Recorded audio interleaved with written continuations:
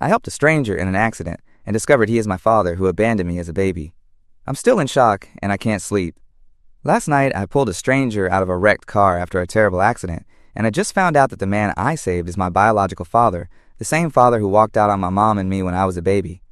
I have no idea how to process what I'm feeling right now. My heart is pounding even as I type this. I never thought a simple act of kindness could explode into something this emotional and complicated. For context, I'm a 25-year-old woman, and I grew up without a dad. He left when I wasn't even a year old. All my life, it's just been me and my mom against the world. Mom never talked much about him. Whenever I asked, she'd either get quiet or her eyes would flash with this hurt and anger that told me everything I needed to know. Whoever my father was, he hurt her deeply. All I really knew about him was his first name, a few blurry old photos Mom kept hidden in his shoebox, and the fact that he bailed on us and never looked back. I learned not to ask about him after a while. It was a closed subject, a wound Mom didn't want to reopen. Eventually I told myself I didn't care either. But a part of me always did care, I guess. I would have these daydreams sometimes. Like, what if I ran into him on the street? What would I say? Would I even recognize him? Would he recognize me? Most of the time I imagined I'd just walk past and give him a cold look, let him wonder who I was. Other times I'd picture confronting him, demanding answers. Why did you leave? Do you know what you did to us? Those fantasies usually ended with me either yelling at him or impressing him with how great my life turned out without him, which is a lie. My life is pretty average and has its struggles. Still, it was all just silly imagination. I never seriously thought I'd see him again. He was like a ghost, someone who existed once and then was gone. Then last night happened, and I feel like fate just sucker punched me. It was around 9 p.m., and I was driving home from a late shift at work. I work at a restaurant, so I often drive home at odd hours, and I'm usually dead tired. I remember I was mentally replaying some annoying customer interaction and thinking about heating up leftover pasta for dinner when I saw the car in front of me swerve violently. The next few seconds were chaos. The car veered off the road, skidded, and slammed full speed into a lamppost on the sidewalk with this sickening crunch of metal. I slammed my brakes and pulled over, heart in my throat. It was dark and raining lightly, and I could see steam or smoke rising from the crumpled hood of the car. I don't consider myself particularly brave or anything, but in that moment, instinct took over. I grabbed my phone to call 999, I'm in the UK, and rushed out into the rain towards the wreck. My hands were shaking so badly I could barely dial. I remember shouting into the phone something like, "There's been a crash, send an ambulance, please, hurry," while I ran. When I reached the car, I saw a lone man in the driver's seat, slumped over the steering wheel. The front of the car was completely caved in from hitting the post, and the windshield was a spiderweb of cracks. My heart was hammering in my chest. I was terrified the car might catch fire or something. Maybe I've watched too many movies, but I couldn't just stand there. I yanked the driver's side door. It was jammed at first, but after a couple of desperate tugs, it creaked open. The man inside was bleeding from a gash on his forehead, and he looked semi-conscious, groaning softly. "Sir, are you okay? Can you hear me?" I practically screamed. My voice was high-pitched with panic. He let out a low moan, but didn't respond clearly. There was this horrible moment where I thought he might die right there, while I was trying to figure out what to do. The emergency operator was still on the line, asking me questions. Was he breathing? How many injured? I stammered answers as best I could. I noticed he wasn't wearing a seatbelt. It was so stupid, but I found myself scolding him under my breath as I tried to support his head. Blood was trickling down his face, and his eyes were half closed. I was afraid to move him in case of a spinal injury, so I just talked to him, telling him to hang on and that help was coming. My hands were trembling when I carefully pressed my scarf to the cut on his forehead to slow the bleeding. He had graying hair matted with blood and rain. I kept saying, "You're gonna be okay. Just stay with me, the ambulance is on its way," more to reassure myself than anything. He tried to say something, but I couldn't make it out. He was in pain. I remember his hand scrabbling weakly at the air, and I grabbed it instinctively. He had a surprisingly strong grip, even injured. He clutched my hand like he was scared, and honestly, I was scared too. I stayed there, kneeling on the wet ground, half inside a stranger's wrecked car, holding this bleeding man's hand because there was nothing else I could do. Those minutes until the ambulance arrived felt like forever. Another bystander had stopped too, a jogger, and I yelled for them to flag the ambulance down on the main road. When the paramedics got there, I finally stepped back as they took over with neck braces and stretchers. I was soaked and shivering and emotionally wrung out. One paramedic asked me if I was hurt, and I just shook my head, saying, "I'm fine, I wasn't in the car, I just stopped to help." I was about to leave, to melt back into the night, when one of the paramedics called after me, "Wait, you know this guy?" I turned around, confused. The injured man had been drifting in and out of consciousness, and suddenly he had grabbed the paramedic's sleeve and was saying something. The paramedic motioned me over. The man was mumbling, and I had to lean in close to hear. His voice was hoarse and broken. "Tell my daughter, I'm sorry." I felt my stomach drop. At the time, I brushed it off as him being delirious. He probably thought I was someone else, maybe his daughter. I told him, awkwardly, "I'm sure she'll know, sir. Just hang in there." My voice was gentler now, probably because something about him talking about a daughter tugged at my heart. Here was someone's dad, hurt and vulnerable, and the someone wasn't here. I thought about my own dad for a split second, and a pang of something. Jealousy? Sadness? Went through me. They loaded him onto a stretcher. As they did, the paramedics asked if I had seen what happened. I explained the accident from my perspective. They then asked if I knew him or had any info on him because they needed some details for the hospital. I shook my head and said, "No, he's a stranger." I just stopped because I witnessed the crash. They nodded, and one of them went to retrieve his wallet from the wreck to ID him. I was standing off to the side on the sidewalk, arms wrapped around myself. The rain was picking up again, and I realized I was shaking, not just from cold, but from adrenaline and shock. I watched as the paramedic pulled out the man's wallet, fished out his driver's license, and read it. In the strobe of the ambulance lights, I caught a glimpse of the license before the paramedic pocketed it. The name on it made the world tilt under my feet. Even in that brief flash, I saw it clearly, and I knew that name. It was the name of my father. Let's call him John Doe. For the purpose of this post, obviously not his real name. John Doe, my father's name, was on that license, along with an address in the next town over. My brain went blank for a second, and I literally forgot how to breathe. I remember blurting out, "Wait!" to the paramedic like an idiot. He looked at me, and I didn't even know what I was going to say. Was I about to shout, "That's my dad!" right then and there? My mouth just hung open. In that moment, I wasn't 100% sure. I mean, John Doe is not the most unique name, but it's also not super common. And the odds of randomly stumbling on a stranger with that exact name, plus roughly the right age, the guy looked mid-50s, which fits, and who had a daughter he was mumbling about. All the pieces were there. It had to be him. Who else could it be? I think I managed to say something like, did you get his name? What is it?" The paramedic must have thought I was either nosy or in shock, or both, because he gently guided me toward another medic by the ambulance and said, "Let's get you checked out. You're shivering. Are you hurt?" I didn't push further. Part of me was terrified to confirm it. I just stood there feeling like I was on another planet. The paramedics bundled the man John into the ambulance. One of them asked if I wanted to ride along since I had been the one to help him initially. I think I nodded without really thinking. I was on autopilot. I climbed into the back of the ambulance, and they shut the doors. Everything that happened next was a blur of sirens and neon lights, and me staring at this unconscious man's face as we sped to the hospital. I kept trying to see some resemblance, something familiar. It was hard to tell. His face was bruised, and there was an oxygen mask strapped on. But I could make out what might have been a strong jawline under the swelling and the shape of his ears. Ugh, I know it sounds weird, but the shape of my ears is one of the few things my mom ever said I got from my dad. In that moment, I found myself scrutinizing this stranger's ears. Am I losing it? I thought. This is crazy. My thoughts ping-ponged between this is definitely him and this is just a coincidence. Calm down. I realized I was squeezing my hands together so hard, my nails were digging into my palms. I forced myself to take a breath. The paramedic in the back with me probably thought I was just freaked out from the accident. Which I was, but obviously there was a whole other layer he didn't know. He said kindly, "We're almost there. You did good back there. You probably saved his life." I just nodded blankly. Saved my father's life? What kind of cosmic joke was this? If someone had told teenage me that one day I'd be literally saving the man who abandoned us, I would have laughed in their face. It felt like a twisted movie plot or something. When we got to the hospital, everything happened fast. They whisked him away into the ER, and a nurse directed me to sit in the waiting area. I guess they assumed I was family, or at least a friend, because I came in with him. In the commotion, no one really asked who I was. I found myself just sitting there under the harsh fluorescent lights, dripping rainwater on the floor, surrounded by a few other worried strangers with their own emergencies. I stared at the pattern on the linoleum tiles and felt absolutely numb. After maybe 15 minutes of that, I realized I still had my phone clutched in my hand. The screen was cracked. I think I dropped it during the chaos, but it still worked.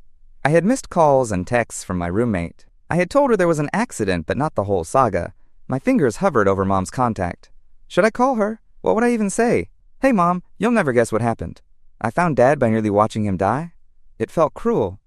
Maybe I shouldn't tell her until I know more. I decided to call my best friend Alice, fake name. Alice and I have been tight since we were 10. She knows all about my family situation and my dad's BS disappearance. She picked up on the first ring, even though it was late, and I think I just babbled. I'm at the hospital, I think I just saved my father, I don't know what to do. All in one breath. She was like, wait, what? Start over. What happened? I was already crying at this point, tears finally coming now that I had a familiar voice. So I stepped out into a quieter hallway and quietly told her everything. The accident, the name, the ambulance ride, all of it. She was in disbelief. I remember she kept whispering, holy shit, under her breath. Sorry for the language, but that's literally what she said. Alice asked if I was okay and if I needed her to come to the hospital. I almost said yes, but I felt weird dragging anyone else into this at that moment. I told her I'd keep her updated and that I might need a ride home later because I didn't trust myself to drive. She made me promise to text if I needed anything, and we hung up. I still hadn't called my mom. I didn't want to, not yet. Mom has worked so hard to build a life for us without him, but I know she still carries a lot of pain. I was scared of ripping that wound open if this turned out to be nothing, or if, I don't even know, if it turned out to be him, that might be worse. Eventually, a doctor came out and asked, "Are you family?" I froze, not sure how to answer. I was at the accident. I rode with him because there was no one else, I said. It wasn't a lie, but not really an answer either. The doctor gave me a sympathetic look and said that John, calling him John still, had a concussion, needed stitches for the head wound, and had a few broken ribs, but he'd be okay. They were keeping him overnight for observation. The wave of relief I felt was weirdly intense. I'd been genuinely worried about this man's survival, beyond just normal concern for a stranger. If he had died, that would have been it. I'd have lost the chance to ever look him in the eye and ask why. They said he was sedated for now. I asked if he was awake at all, and a nurse told me he'd been in and out but not lucid, and probably wouldn't be fully alert until morning. She asked if I was a relative to put in the contact form. I shook my head and said, "I'm just a concerned citizen." She nodded and told me I could go home, that they'd take care of him, and that if I left my number, they would reach out if needed. I scribbled my name and cell number on their sheet, hesitating over what to put as relationship. In the end, I just wrote, Good Samaritan, witness to accident. By the time I stepped out of the hospital, the rain had stopped. It was past midnight and the world outside felt eerily calm compared to the storm inside me. My roommate had driven over with Alice, turns out Alice called her, to pick me up since my car was still by the crash site. I was in no state to drive anyway. I practically collapsed into the passenger seat, exhausted, and gave them the short version. Yes, it looks like it's him. No, I didn't talk to him yet. He's out cold. I'm kind of losing my mind. We decided I'd deal with retrieving my car in the morning, and that I should just get home and try to rest. Rest. As if I could sleep. I tried to lie down, but every time I closed my eyes I saw that driver's license in my mind. Or the image of him bloodied and whispering about a daughter. Around 3 a.m. I gave up and just sat on the couch in the dark, feeling like a confused kid. I hadn't felt that small in a long time. It was like all the anger and indifference I'd built up toward my father had been stripped away, and underneath was this hurt little girl who never understood why her dad didn't want her. I don't know what to do now. It's the next day. I'm writing this at 5 a.m. Sorry if this is rambling. Should I go back to the hospital when he wakes up? Do I tell him who I am? What if I'm wrong and it's not actually him? Though, in my gut, I know. I just know. And if it is him, then what does he even deserve from me? I've spent my whole life hating this man for leaving us, fantasizing about what I'd do if I ever met him. Now reality is nothing like the fantasy. Now he's just a broken human in a hospital bed, and I'm the one who put him there and the one who saved him. How messed up is that? I keep cycling through anger, shock, and this weird guilt. A part of me, a really ugly part, almost wishes I'd never stopped last night. If I had known who he was, would I have stopped? I want to say yes, of course. I'm not a monster, and a life is a life. But a tiny voice in me whispers, maybe you would have driven right past. And that thought makes me feel sick. I still haven't told my mom. I won't, unless I'm sure it's him and I have some idea what comes next. I feel so alone in this, which is why I'm turning to internet strangers at 5 a.m. I don't know what I'm asking for. Advice? Support? I guess I just need to spill my guts. If anyone's been through anything remotely similar, though I doubt many people find their estranged parent by literally crashing into them, I'd appreciate any insight. Right now I'm leaning toward going back to the hospital later this morning to see him when he wakes up. I feel like I need to know. I need to see his eyes, hear his voice when he's conscious, confirm it's really him. And maybe, just maybe, get some answers I've waited my whole life for. Or maybe I'll chicken out. I honestly don't know how I'll feel when the sun comes up. Part of me wants to run away from this and pretend it never happened, but I have his blood on my scarf. Literally, I need to wash that out. And the image of that license burned into my mind, so I don't think I can just forget. I'll update if I find the courage to go see him and if anything actually happens. Right now I'm just sitting here with a knot in my stomach, watching the clock. I don't know what today will bring, and I'm terrified. TLDR, I, 25F, helped a stranger after a car crash, only to realize from his ID that he might be my father who abandoned me as a baby. I'm in shock and conflicted. Not sure if I should confront him when he wakes up or walk away. I never expected to meet him like this, and now I have to decide if I want to face this ghost from my past in a very real, messy way. Update 1. First of all, thank you so much for all the support and advice on my original post. I honestly expected maybe a handful of people to even read it, but I woke up to a flood of comments and messages. I'm grateful and a bit overwhelmed. It really helped to know I'm not alone and that my feelings are valid. Now for the update. I did go to the hospital to see him. I'm running on fumes right now, so bear with me if this is jumbled. It's been one of the most intense days of my life. I went in the early morning, basically as soon as visiting hours started. I was afraid that if I waited, I'd lose my nerve. My hands were literally shaking on the drive over. I had no idea what I was going to say to him. I just knew I had to go. When I got to his hospital room, I paused outside the door. I could see him through the little window, awake, propped up against the pillows, looking battered and tired. It was so surreal.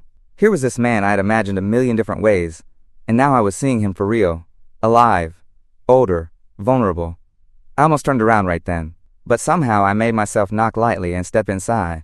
He looked up at me, a little confused. I realized he might not recognize me. Of course he wouldn't. He'd last seen me as a baby, if at all. So I quickly blurted out something like, "Hi, I'm the one who was with you last night, at the accident."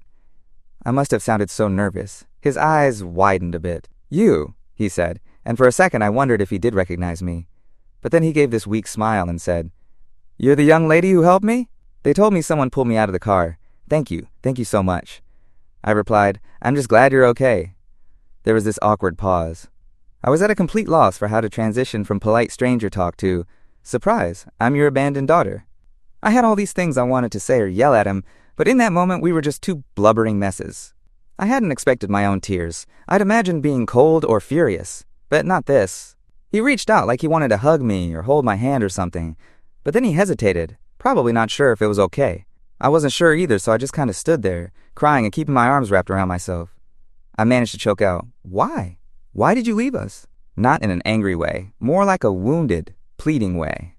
Honestly, I sounded like a hurt little kid. He closed his eyes, tears still coming, and said, "I have no excuse.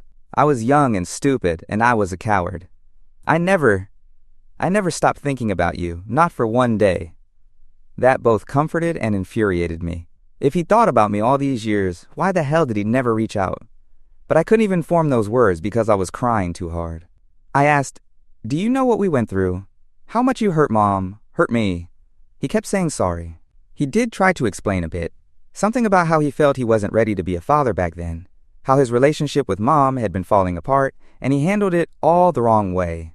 Honestly, it was a bit of a blur. I'm not sure how I feel about the reasons. Part of me wants to scream that nothing could justify abandoning your child. Another part of me could weirdly see the fear in his eyes and almost empathize with the sheer panic he must have felt back then. But I don't know. It's a lot. We talked in halting, emotional fragments for maybe 10 minutes. It's hard to gauge. I was a mess of tears and sniffles. He was crying too, telling me he regretted everything, that he didn't think I'd ever want to see him, but not a day went by. He didn't think of trying to find me. I just kept asking, "Why didn't you?" And he said he was ashamed and afraid, and time kept passing and he felt it was too late. At one point he did reach out and very gently took my hand. I let him. It felt so strange. This was the first time in my life I felt a father's hand holding mine. I can't really describe what that did to me. I wanted to pull away and also never let go, if that makes sense. And then we got interrupted. A woman walked in. A nurse, I thought at first. But no, it was a woman, maybe in her late 40s, holding a purse and a jacket, looking frazzled and concerned. She froze in the doorway seeing us. He immediately let go of my hand and wiped his face, trying to get himself together. He croaked out, "Wife's name? Let's call her Linda for now." Yep, it was his wife. I suddenly remembered. Of course, he likely has a family now. The paramedics would have contacted his emergency contact. She probably rushed over as soon as she heard he was awake. Linda looked between us, clearly confused about why her husband and this random young woman, me, We're both red-eyed and holding hands. She said, "Hi, sorry, I didn't mean to interrupt. I'm his wife. Are you a friend of John's?" I panicked. John, my father, was panicking too, I could tell. He kind of stammered, "She's the one who saved me at the accident." Her face softened, and she stepped forward, immediately trying to shake my hand. "Oh, you're the Good Samaritan. Thank you so much for helping him. I don't know how to thank you." She was very sweet, and up close she looked a bit younger than him, maybe a second wife or something. My mind was racing. Did she know about me? Given her confusion, clearly not. I just forced a polite smile and said something like, "I'm glad I was there to help." I could feel my stomach twisting. It felt like some bizarre lie by omission to not say who I really was, but I also didn't exactly want to blurt it out to his wife right then either. She started fussing over him, asking how he was feeling, and he was suddenly quiet and distant. He glanced at me with this anxious look as if pleading me not to say anything. That hurt, to be honest. I felt like an embarrassing secret. After a minute, I mumbled that I was glad he was doing better and that I should get going. Linda thanked me again profusely. He just looked at me, eyes still shiny from crying, and said, "Will I see you again?" It was almost desperate. I told him, "I'll be in touch," which felt so formal, but what else could I say in front of her? I gave him one last look and walked out, my head spinning. I'm sitting at home now just trying to process all this. I did it. I met him. I revealed who I am. It was emotional and crazy and not at all how I imagined. I'm kind of wrecked, to be honest. I have no idea what to do next. He clearly never told his wife about me, which is a whole other bag of feelings. Does he have other kids she does know about? Do I have half-siblings out there who have no idea I exist? The thought makes me feel sick and furious and sad all at once. He wants to see me again, I think. But under what circumstances? He might have some explaining to do on his end with his wife, or maybe he expects me to stay a secret. I won't be anyone's secret shame. I haven't even told my mom yet that I went. I know I need to soon. She deserves to know he's back in the picture. Is he? Not sure yet. This is all so much. I don't regret going to see him. I think I needed that. But now I have even more questions than before. In a way. I'll update again when I figure some of this out. Right now I need to maybe sleep or just turn my brain off for a bit. Thank you again to everyone who has been so supportive. It means more than I can say. Update 2. Final. I wish I had a happier update, but I don't. In fact, things got messier, and I'm left feeling pretty raw. I'm not even sure if I'll keep this post up, but I need to get it out. It's been a few days. I ended up telling my mom about everything. The accident, who it was, that I went to see him. As expected, it was hard. She cried. She also got angry. Not at me, but at him. She basically said, "I knew this day might come, and I've dreaded it for 25 years. We had a long talk. She told me more about what happened back then, how he gradually pulled away when she was pregnant, how he bailed completely after I was born and never even signed my birth certificate. She said she tried to reach out to him once when I was about 3 to see if maybe he'd changed his mind, but he was cold as ice and told her to never contact him again. Hearing that made my blood boil and my heart break for Mom all over again. She made me promise to protect myself. She said, if you let him in and he hurts you again, I might just hunt him down and kill him. She wasn't serious, I think, but I got the point. Anyway, after that emotional storm with Mom, I got a text from him. I'll call him John here still. He got my number from the hospital contact form, I guess. The text basically said he was out of the hospital and asked if we could meet to talk more. He also wrote that he told his wife about me. According to him, it didn't go well, no surprise. He said he wanted a chance to explain everything to me properly and to make things right if possible. I was torn, but ultimately I agreed to meet. I think I knew even before going that this might not end well, given everything Mom told me and the whole wife situation. But I needed closure, one way or the other. We met this afternoon at a small coffee shop halfway between our towns. I got there first and felt sick with nerves. When he walked in, I almost didn't recognize him at first without the hospital gown and bruises, though he still looked a bit rough, moving gingerly from his injuries. He actually smiled when he saw me, like he was genuinely happy I showed up. We got our coffees and sat in a quiet corner. The first few minutes were awkward, polite chit-chat. How are you feeling? Sore, but I'm okay, etc. Then an awkward silence, and finally, he just dove in. He told me he had indeed confessed to his wife, Linda, about who I am. He said it was the hardest conversation of his life. She's very upset, understandably. He then told me that I have 2 half-siblings, 2 boys, ages 18 and 15. That was a punch to the gut, even though I had suspected it. He pulled out his phone to show me a picture of them, my half-brothers, and I saw two smiling teenagers who have his eyes and mine. I couldn't help it, I started crying right there in the cafe, quietly. I was staring at the life he built without me, 2 kids he actually raised, and it hurt so much. Through tears I asked, "Did you ever tell them about me?" He looked so ashamed and said, "No, I never knew how to even begin. They only found out about you yesterday when I told Linda. So basically, I was a secret. An ugly secret from his past." I tried to keep my voice down, but I asked him, "How could you? How could you have other kids and be a father to them and pretend I didn't exist?" I wasn't loud, but my voice was shaking. He had tears in his eyes too and said, "I never stopped thinking about you. I was a coward, and by the time I was a decent enough man to be a father, it felt too late to come back for you. I was scared Jane, my mom, would slam the door in my face, that you would hate me. I thought maybe it was better for you if I stayed away. Maybe I was wrong. I was wrong." I told him flat out that was BS. "You don't get to decide it was better for me for you to vanish," I said. I wasn't yelling, but I was definitely angry crying at this point. "That was just you justifying your cowardice." He actually nodded, and said, "You're right, you're absolutely right. I have no excuse." We must have looked like a wreck to the barista. 2 grown adults, silently crying in the corner. He then started talking about how, after leaving my mom and me, he basically hit rock bottom in guilt, but instead of making it right, he ran from it. He moved, got a new job, met Linda a couple years later, had kids, etc. He said Mom wouldn't take any calls from him after that first time. Mom told me she only tried once. He claims he tried calling once or twice after that, but she hung up.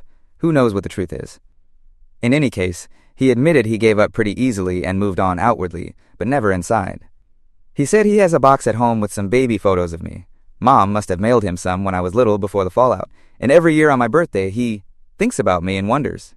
Honestly, part of me wanted to reach out and comfort him when he said that. It sounds pathetic, but seeing this grown man broken down, hearing that I was in his thoughts, it poked at the child in me that always wanted to believe my father missed me in some way. But the adult me was still furious and hurt. Things really went downhill when we discussed what now. He said he wants to have me in his life if I'll allow it. He looked so hopeful, like please, but he followed it with, "It's complicated with my family, but I'm sure in time I can help them understand. I just need to go slow." That was a red flag. I was like, "What do you mean by slow?" He admitted that his sons are in a delicate place. The older one is going off to college soon, the younger is in high school, and that finding out about me has shaken them up. His wife, he said, feels betrayed and hurt that he hid this from her. Can't blame her. So he said, maybe we can keep our meetings just between us for now. I want to introduce you to them when the time is right. I need to minimize the chaos. Minimize the chaos. That phrasing made me see red. I said, "So you want me to keep being your secret?" He quickly said, "No, not forever. Just for a little while, until I can make them understand." I couldn't believe what I was hearing. I told him, "Do you even realize what you're asking? You want me to sneak around like I'm some dirty little affair or something? I'm your daughter. I exist. They have a right to know I exist, and I have a right to not be hidden." He started getting flustered. "I'm just trying to do this the right way. I don't want to dump everything on them at once. It's been a shock." I cut him off.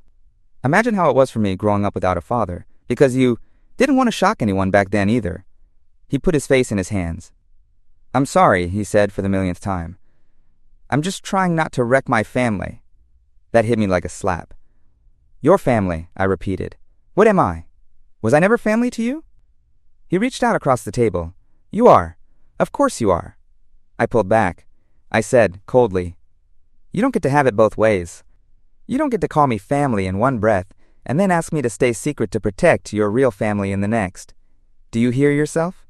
He looked agonized and said something about needing time, that this is all so new for everyone, and I lost it a bit. I told him that I had 25 years to think about this, to live it, and he had 25 years to make it right, and he didn't. And now that fate threw us back together, his first instinct is still to hide me.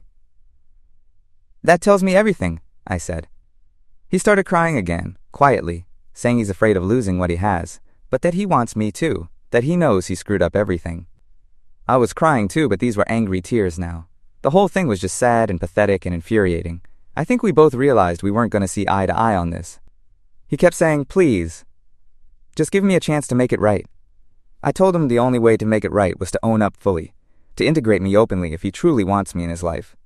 Otherwise, what's the point? I'm not interested in secret meetups while he plays Happy Family elsewhere. He said, I will, I just need a little time, and started to reach for my hand. But I stood up. I couldn't listen anymore. I told him I needed to go. He begged, please don't walk away, not again. That hit me hard, and I almost faltered. But I steadied myself and said, you walked away first. And then I left. I walked out of that coffee shop with him, calling my name quietly behind me. I didn't look back. I'm sitting in my car now, ugly crying as I type this on my phone. It feels like I'm reliving the abandonment, except this time it's almost my choice? I don't know. I feel sick. Did I do the right thing? Should I have been more patient? Am I being unfair for wanting all or nothing?